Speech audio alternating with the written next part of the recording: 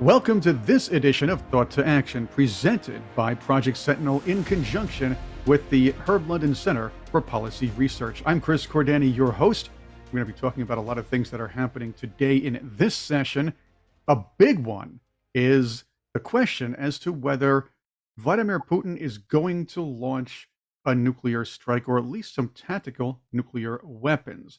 With us to talk about it are the president of Project Sentinel and the London Center, Lieutenant Colonel retired Tony Schaefer. We have Project Sentinel Chairman and London Center Distinguished Fellow Navy Captain retired Pete O'Brien.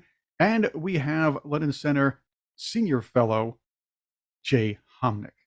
Gentlemen, let's start here. Yes, we know about Nord Stream, and the escalation from that point forward is getting a bit worse. We are going to talk about that, but the big question, as we presented before, what's going on?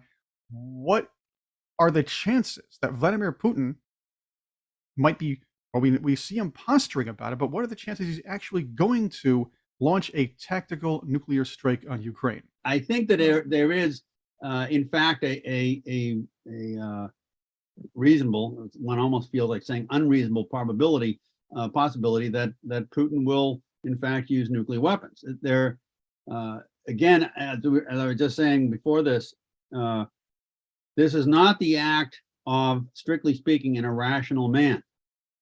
Vlad Putin, from his perspective, and you have to look at it from his perspective, is going to make decisions based upon his reasoning.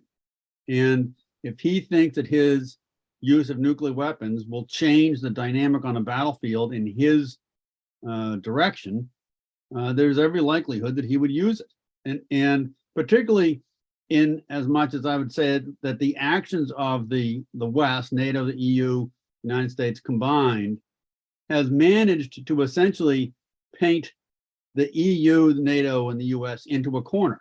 We don't want to deal with them. We've made it very clear we don't want to deal with them.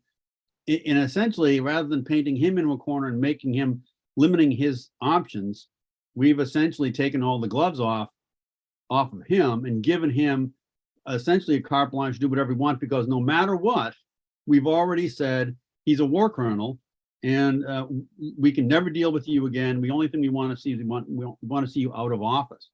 So we've essentially cast the situation such that we're demanding that Russia, that Putin, be removed from office and be brought up on charges. So he is in a situation where everything is now on the table. We've given him a full range of options. And what he's going to do is he's going to make a decision based upon what he thinks, what he assesses is going to work. Would it work? There's a very narrow set of circumstances, at least in the wargaming that the West has done over the decades, that allows a successful use of tactical nuclear weapons that doesn't very rapidly escalate. So from the West perspective, you gain very, very, very little from the use of tactical nuclear weapons, and you lose a lot. That doesn't necessarily mean that he sees it that way. And therein lies our problem. Well, let's expand this in the direction of China, because as we recall, and some of the policymakers are forgetting, but as we recall, originally Putin started this in conjunction with the Chinese Olympics. And it was very clear to us, in our thought to actions, we spoke it out. It was clear to us that he was working in conjunction with Xi, the premier of China, and that the plan was to create a possibility where Xi could go into Taiwan, Xi being he. But because he kind of bungled the entrance to Ukraine, so he's in a funny spot because he wants to be able to do something for Xi. He doesn't just want to beat Ukraine, which is one problem, but he wants to do it in a way that still helps China, because he was set back and became more dependent on China for some of his exporting, etc. So for him, if he can do a small enough nuclear weapon, that's small enough that the United States is not going to get triggered, but big enough that it sends the message to the Ukraine that you have no chance against us, then that creates a possibility in China.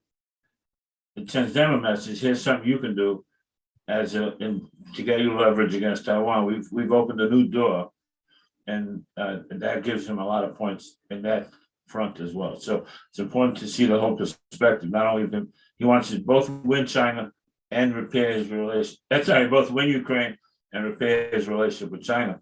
And a small nuclear strike might appeal to him as the way to do that.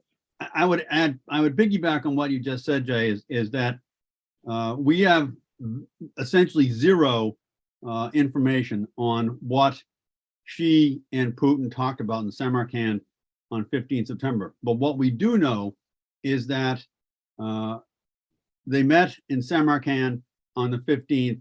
Shortly thereafter, Putin comes back and announces they're going ahead with the referendum, and the referendum rolls forward, and that the entire discussion in Ukraine and in Russia about Ukraine changes. He calls for the mobilization, calls for the referendum, and the dynamic has completely changed since that meeting with Xi.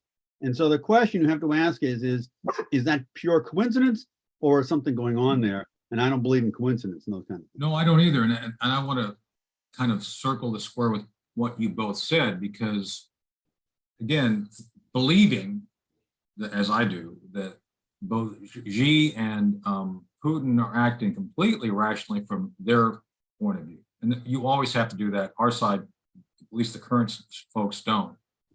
This could be a 1-2 punch. And let me explain how I see that regarding Pete's point and then Jay's point.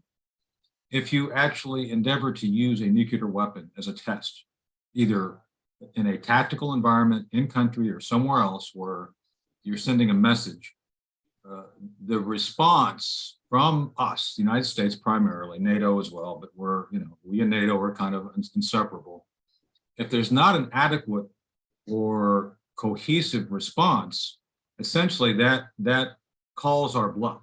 And I think people are ready to call Biden a bluff. And then to Jay's point, if Putin does this, nobody responds in a focused way. That tells Xi, hey, they're going to be able to respond to Taiwan. Let's go.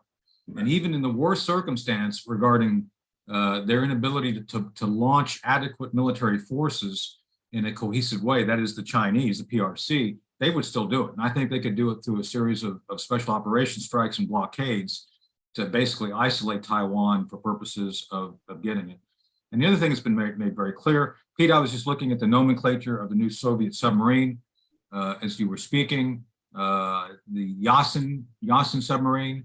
Both they and the Chinese have invested greatly in these supersonic anti-ship missiles, which are designed to kill aircraft carriers. And most of our force projection, for better or for worse right now, is tied up in aircraft carriers. Am I right? I mean, is that not our primary lead as a deterrent, a conventional deterrent force to put out there to go, especially regarding Taiwan?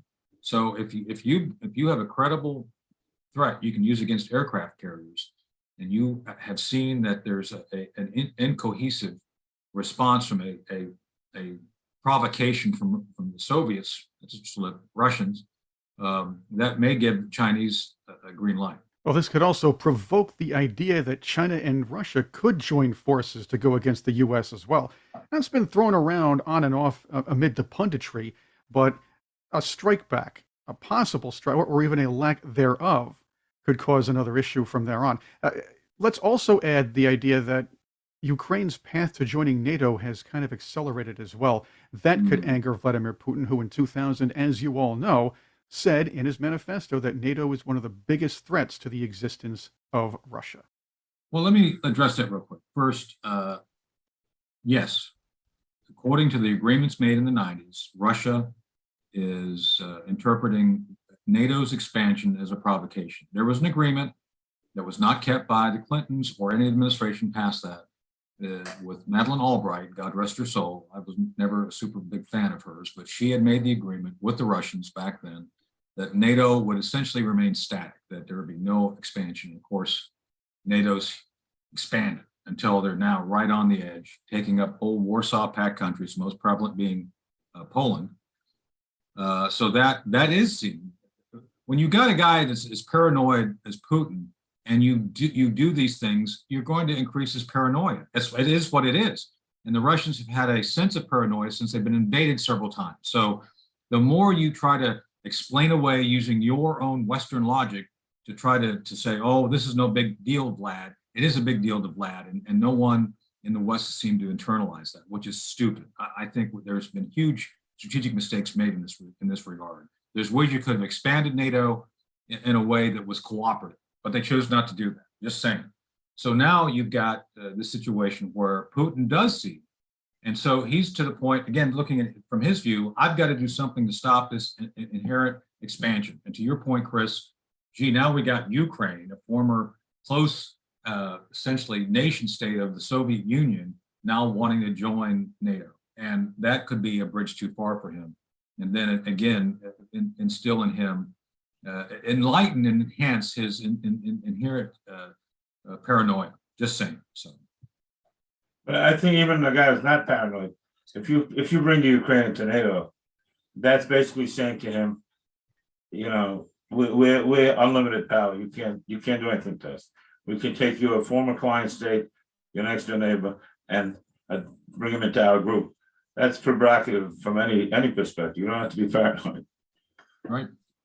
Well, and it's important too to look at how this progressed and the if you will, the series of decisions that were made that over time accumulate into a very strange set of problems. And they begin with an agreement made by the newly independent Ukraine back in the early 90s under the Clinton, with the prodding of the Clinton administration, to surrender their nuclear weapons. Right.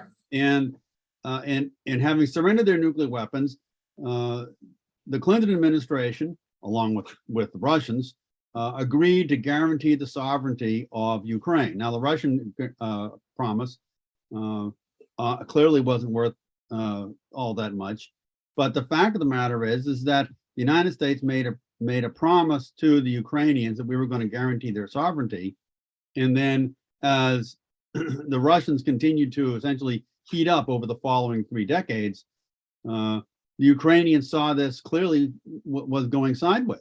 And then when you then add, the failure to address, the red line in Syria under Obama, the seizure of Crimea, there's a series of steps here, and our failure to address each one of them as they took place simply fed, if you will, fed fuel into the fire. And so now we're at a situation where it's not clear that there's a good answer to get ourselves out of this. And to that point, I think Putin sees not only, and he said this, it's not like we don't see him saying this. You need to take the man at his word. He's telling you what he feels. And I think I've looked at a number of body language experts, and they've said basically their assessment of Putin is like, yeah, he believes what he's saying. And you need to accept that. We need to accept that. And no amount of explaining it away or our own trying to interpret his actions through our cultural niceties is going to change the fact that he believes he's acting rationally. And that's the bottom line. And I just don't think that Lloyd Austin's smart enough as a guy who's, and I know Blinken just doesn't get it. Blinken does not understand it. They're constantly projecting their emotions on a situation which you should look at as rational as any situation where you have to be as steely as possible, not Steely Dan, steely as possible in your vision of how you see things. And our side is, I think, acting completely irrationally at this point. And by the way, just to cap that off, anything Putin says in press conferences and in situations that he engineers, you can assume that it's acted up and it doesn't really represent and it's tactical. But once he did it in that union of countries that they had, with all the diplomats of these other countries sitting there, he's sitting on the stage and laying it out. That he's laying out what his real thinking is. So I really encourage folks to go and pick up a book by my late friend, Dr. Peter Pry. Peter passed just a few weeks ago, God rest his soul, called War Scared, 1983. It captures both sides of the issue regarding several issues. Grenada, an exercise called Able Archer, 1983. Able Archer, because of a system called Ryan. The Russians had set up this intelligence collection system, which postulated if they were able to confirm all of these intelligence indicators, we were going to attack them. It was talk about the ultimate confirmation bias, right? I mean, set up an intelligence system where, yeah, check them all off. Yeah, they're going to attack us. That was what they wanted to conclude, and everything that we did matched what they thought we were going to do regarding an all-out attack, and only a few small things in the end stopped them from doing it. They were ready to launch on this, and we didn't even know it. That was Pete. That was the whole point. It's like, really, they were going to launch on us, and we were just doing exercises. That's how badly our side misinterpreted the Soviet actions. So I would argue we are back at that same spot right now, because we have leaders who don't understand it.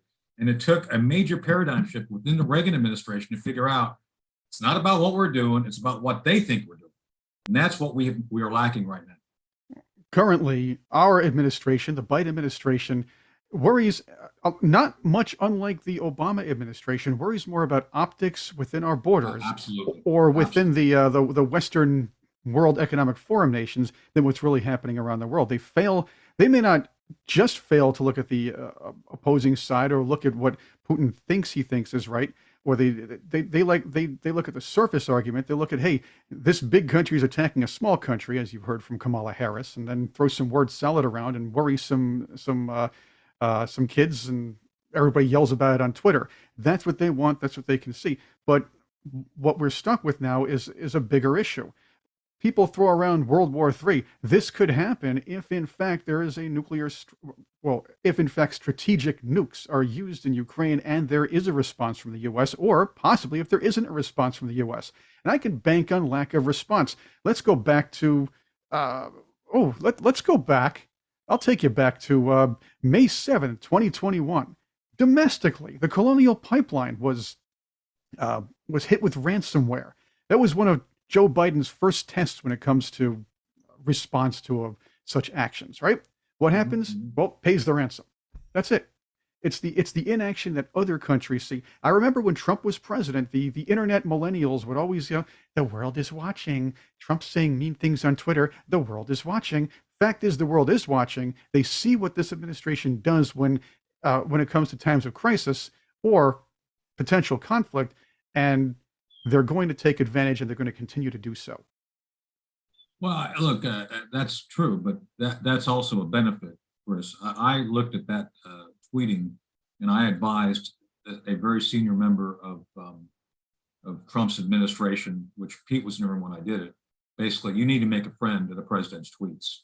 Look, that's probably one of the most effective information operations tools you actually have, if you think back through what you just said, Chris. Like, yeah, people are watching. Accept that fact on its face, and then figure out how to use it for your benefit. And exactly. But now, like Joe Biden could tweet any number of, nobody's going to care. Nobody cares. He's not tweeting. He's not really tweeting anyway. It's some intern. Well, that's the big difference there. But that's the thing. It's like Trump's words, for better or for worse, were taken seriously. Sometimes at face value when he meant to do a metaphor. I mean, that is what it is. But you don't have that now. Everybody watches Biden with a sense of like, oh, what's he going to do next? Like, oh my God.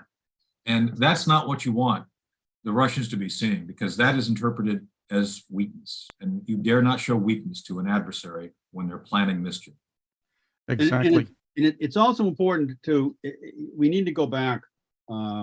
Everybody needs to, and this is not something that I would simply throw out at the Biden administration. It is true of the personnel in the last 3 or 4 administrations that following the collapse of the Soviet Union, the senior essentially people in government in Washington, D.C. and in the military as well, oddly enough, very quickly lost a lot of experience in thinking with, in planning, and working with the concepts of nuclear engagement and nuclear weapons. And the idea of deterrence, deterrence is a strange thing. Deterrence is not something physical. Deterrence is a conviction in the mind of the other guy, not you, in the mind of the other guy, that Right. you're going to do something massive if he crosses some line. He has to absolutely believe that there is a line out there that when he crosses it, horrible, horrible things, much better than anything that he is going to accomplish, horrible, horrible things are going to happen to him. He has to be convinced of that. If he's not convinced of that, deterrence starts to erode very quickly. And the problem that we now have, and the problem that we've had several times over the last 25 years, is very clear perceptions on the part of people in the international community that there was no conviction, that there was no sense in the White House that there was some line out there. We don't even need to know what the line is. We won't know what the real line is. But to know that there was a line out there is one thing. Over the past, take for example, right after the Syrian use of nerve agents, what was 2013? That sound right, or 12? And there was no response from the United States. That sent a tremendously negative signal to the world that massively eroded our ability to deter WMD anywhere. That one incident eroded it everywhere. We're suffering from the same kind of thing right now, is that there is not a conviction that if they do certain things, the response will be massive and painful by the United States. Yeah. Especially if they do it outside the sort of ordinary theater. If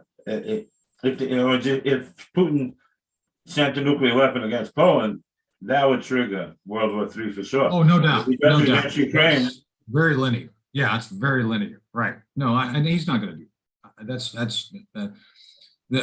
The last thing he wants, I believe, Putin is rational enough to understand that any direct provocation to a country like Poland, who is a NATO member, would result in NATO actually getting its act together and doing something. Right now, there's enough dissension. He's been able to do a few things on the edges, which keeps everybody kind of internally arguing. He wants that. And if he does something that's provocative with a nuclear weapon that doesn't attack NATO directly, again, it stirs things up, but it keeps everybody at bay. So the last thing he wants is a united front that's going to come against him in a cohesive way. So it goes back to the Jackie Mason joke, where he says his mother came and told the teacher, listen, my son is sensitive, so you can't slap him. So if he does something wrong, slap the guy next to him. He'll get the message. We'll keep an eye on this as it escalates here on Thought to Action. I want to thank all of you for joining us here. And I want to thank our panel. Keep an eye on what's going on with Project Sentinel at our website, projectsentinel.net, and the London Center at londoncenter.org. Like us on Facebook, LinkedIn, all of our social media, including Twitter. And of course, if you really like our programming, please subscribe to us here. Hit the big red button on YouTube or the big blue one if it's on Rumble. Also, feel free to join our Patreon page, patreon.com/thoughttoaction. Once again, enjoy the day and stay informed.